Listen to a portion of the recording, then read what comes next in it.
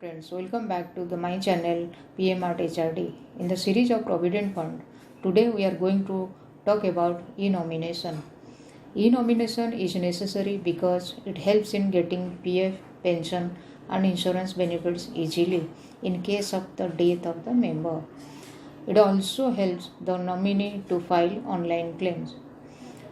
But for this, the member or account holder whose Aadhaar must be linked with the EPF and verified.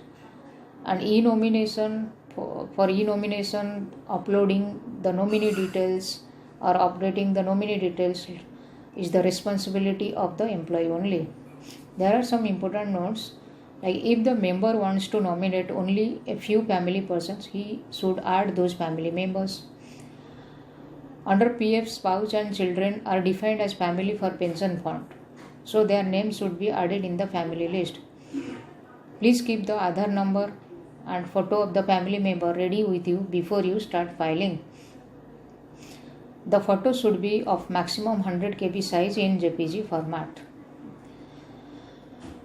There are steps to file the e-nomination. Today we are going to show you from step by step in the slide format as it is in the online format.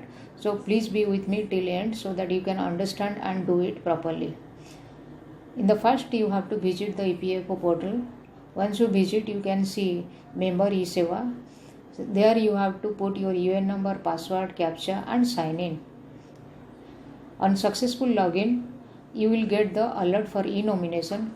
Click on file now to proceed for e-nomination. In case if you didn't receive the alert for e-nomination post logged in, you can go to the tab manage and e-nomination. Members will get the e-nomination page. There the required details need to be filed. Here you can see family declaration. Under family declaration, having family, you have to put yes or no.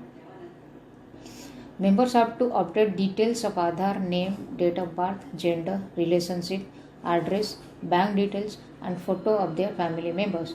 So please be careful when you are uploading all those documents and it should be ready in prior hand. Post adding family members have to update the nominee details including total amount of share and click on save EPF nomination. That means if you have to divide the share between your wife and one child, you can do it by 50-50, 70-30. It's all depends on you. On adding nomination successfully, system will show message as EPF details saved successfully.